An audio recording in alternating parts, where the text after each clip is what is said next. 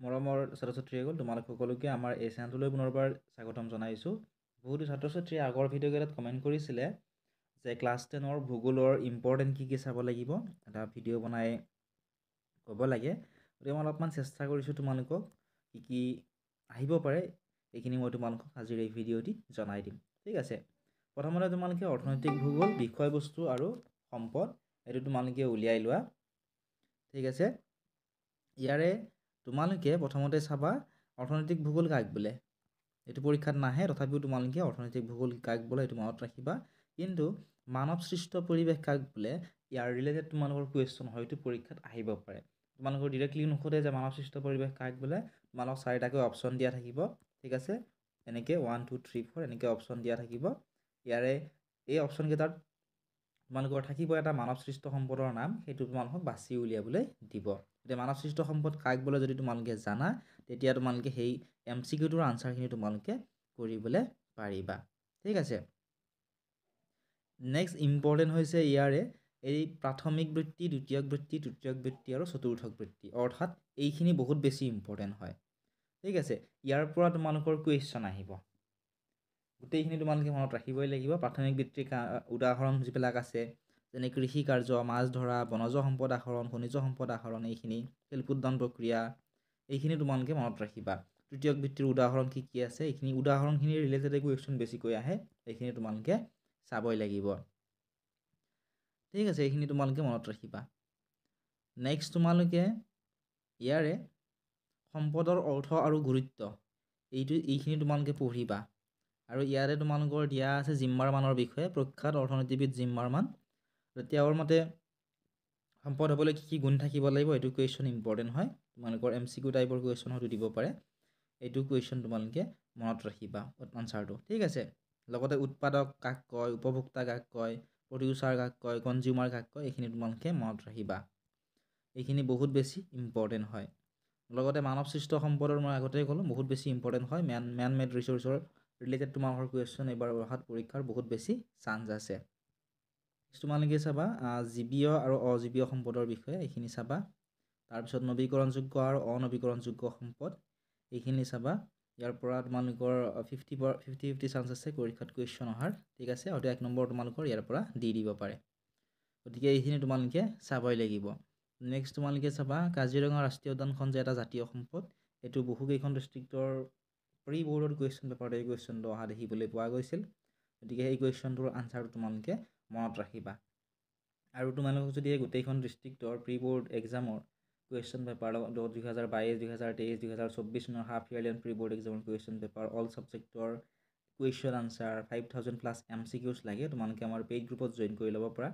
ডেছক্ৰিপশ্যনত link দি থোৱা আছে, আমাৰ ফ্ৰী গ্ৰুপো আছে, সকলোবোৰ লিংক তোমালোকে ডেছক্ৰিপশ্যনত পাবা। তাত ক্লিক কৰি তোমালোকে জইন কৰি ল'বলৈ নাপাহৰিবা।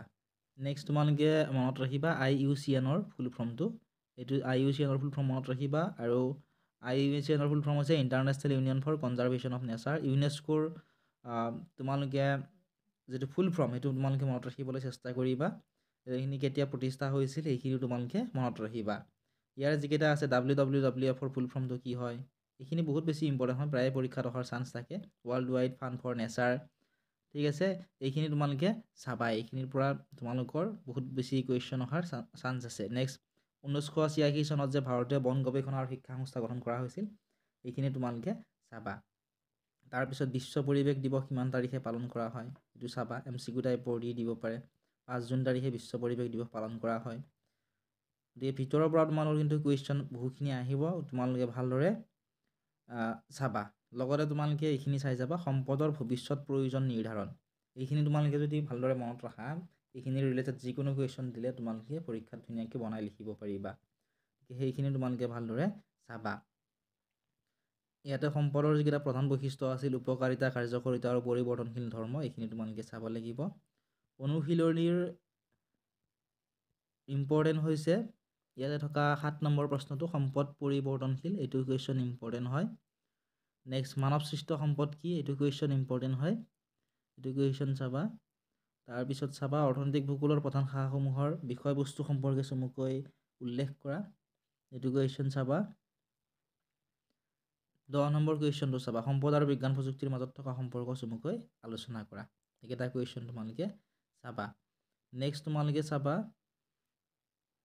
15 আৰু 16 নম্বৰ এটা কুৱেশ্যন চমুদুকাৰ তোমালোকে এইখিনি মুখস্থ কৰিব নালাগে চেপ্টাৰটো ভালদৰে পঢ়িলে চমুদুকাৰ এইখিনি পাৰিবাই ঠিক আছে পাৰ্থক্য লিখাখিনিও তোমালোকে মই আগতে ক'লোঁ জীৱীয় আৰু অজীৱীয় সম্পদৰ বিষয়ে তোমালোকে যদি ভালদৰে চাই যোৱা ইয়াৰ পৰাই তোমালোকক পাৰ্থক্য যদি দিয়ে তোমালোকে ধুনীয়াকৈ লিখিব পাৰিবা MCQs তোমালোক কমন নিদিওঁ কাৰণ MCQs গোটেইখিনি চাবা এবাৰ যেহেতু পেটাৰ্ণ চেঞ্জ হৈছে তো MCQs কিন্তু তোমালোকে কমন চাই নাযাবা নেক্সট হোৱা পৰিৱেশ আৰু পৰিৱেশৰ সমস্যা এইটো চেপ্টাৰৰ অধ্যায়ৰ তোমালোকে চাবা এইটো কুৱেশ্যন চাবা যে ভূপৃষ্ঠৰ প্ৰায় 29% চলামণ্ডলে আগুৰি আছে আৰু জলমণ্ডলে 71% আগুৰি আছে অৰ্থাৎ জলমণ্ডলৰে ভূপৃষ্ঠৰ 71% আগুৰি আছে আৰু স্থলমণ্ডলে 29%। এইটো এটা বহুত কনফিউজিং কুৱেশ্যন তোমালোকক দিয়ে তোমালোকে কিন্তু বহুতে ভুল কৰা উলট পালটকৈ লিখি থৈ আহা তোমালোকে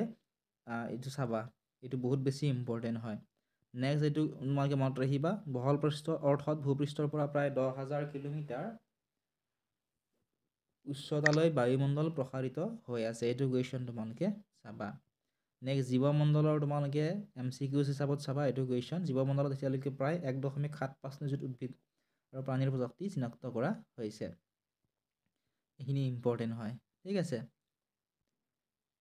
নেক্সট তোমালোকে পৰিৱেশৰ সমস্যা এইখিনি গোটেইখিনি অলপ পঢ়িবা ভালদৰে পৰিৱেশৰ সমস্যা যদি এতিয়ালৈকে তোমালোকে ভালদৰে পঢ়া নাই এইখিনি পঢ়িবা এনভাইৰনমেণ্টেল প্ৰব্লেমছৰ ৰিলেটেড প্ৰায় কুৱেশ্যন তোমালোকৰ পৰীক্ষাত আহি থাকে এই কুৱেশ্যন তোমাক বনাই দিব আৰু তোমালোক 4টাকৈ অপশ্যন দিব সেই অপশ্যনবিলাকৰ ভিতৰত তোমালোক সুধিব যে এইটো স্থানীয় সমস্যা হয় আঞ্চলিক সমস্যা গোলকীয় সমস্যা হয় নে ইয়াৰ কোনটো হয় তোমালোক সুধিব ঠিক আছে অপশ্যন দিয়া থাকিব এইকেইটা সমস্যা কি হয় তোমালোকে যদি জানা মানে স্থানীয় সমস্যা কোনবিলাক আঞ্চলিক সমস্যা কোনবিলাক এইখিনি জানিলে যিকোনো ধৰণৰ MCQs তোমালোকক বনাই দিলে তোমালোকে পৰীক্ষাত ধুনীয়াকৈ লিখিব পাৰিবা নেক্সট তোমালোকে ইয়াৰে মাটি প্ৰদূষণৰখিনি চাবা মাটি প্ৰদূষণৰ এইখিনিৰ পৰা লং কুৱেশ্যন তোমালোকক দিব পাৰে আৰু বহুতো ছাত্ৰ ছাত্ৰীয়ে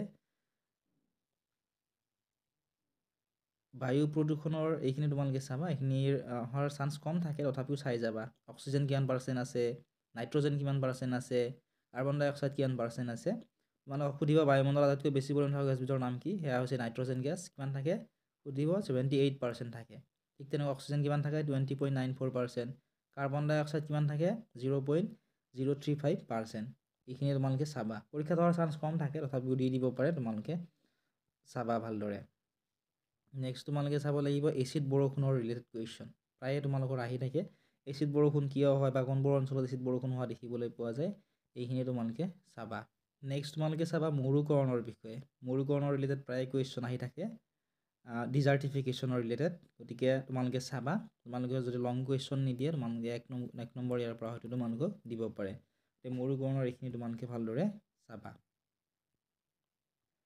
নেক্সট তোমালোকে চাবা সেউজ গৃহ গেছৰ বিষয়ে এইখিনিত আছে এইখিনি তোমালোকে চাই যাবা ইম্পৰ্টেণ্ট হয় তোমালোকৰ বাবে পেজ নম্বৰ 26ৰ সেউজ গৃহ গেছৰ ৰিলেটেড কুৱেশ্যন তোমালোকৰ আছে তাৰপিছত ইয়াতে আছে তোমালোকৰ পেজ নম্বৰ 27ত থকা এইখিনি তোমালোকে চাবা ঠিক আছে এইখিনি ইম্পৰ্টেণ্ট হয় তোমালোকৰ বাবে নেক্সট তোমালোকে অনুশীলনীৰ ইয়াৰে এইটো কুৱেশ্যন চাবা বায়ুমণ্ডল কিহেৰে গঠিত আৰু জীৱমণ্ডলৰ বিস্তৃতি সম্পৰ্কে কুৱেশ্যন নম্বৰ 5 আৰু 6 এই দুটা চাবা তাৰপিছত তোমালোকে চাবা ইয়াৰে পৰিৱেশৰ স্থানীয় সমস্যা কি এইটো ইম্পৰ্টেণ্ট কুৱেশ্যন হয় উদাহৰণ দি লিখা তাৰপিছত তোমালোকে পৰিৱেশৰ আঞ্চলিক সমস্যাৰ দুটা উদাহৰণ চাবা মাটি প্ৰদূষণ কি আৰু কেনেকৈ হয় এইটো চালে তোমালোকে কুৱেশ্যন নম্বৰ 17ৰ আনচাৰটো লিখিব পাৰিবা বনাই লিখিবা তোমালোকে ঠিক আছে কুৱেশ্যন নম্বৰ 20 চাবা ইয়াত মৰুকৰণৰ কাৰণ দৰ্শাব দিছে এইটো কুৱেশ্যন ইম্পৰ্টেণ্ট হয় তাৰপিছত তোমালোকে চাব লাগিব গোলকীয় উত্তাপ বৃদ্ধিয়ে কি ধৰণৰ সমস্যাৰ সৃষ্টি কৰে এইটো কুৱেশ্যন তোমালোকে চাবা নেক্সট তোমালোকে পাবা পৃথিৱীৰ ভূগোল অধ্যায় নম্বৰ 3 পৃথিৱীৰ ভূগোলৰ তোমালোকে এইটো চাবা পৃথিৱীৰ মুঠ মাটিকালিটো চাবা 510 নিযুত বৰ্গ কিলোমিটাৰ এইটো ইম্পৰ্টেণ্ট হয় 2015 চনৰ আনুমানিক তথ্য অনুসৰি পৃথিৱীৰ মুঠ জনসংখ্যা কিমান আছিল এইটো চাবা 730 কোটি বা 7.3 মহানিযুত ইম্পৰ্টেণ্ট হয় এইটো কুৱেশ্যন।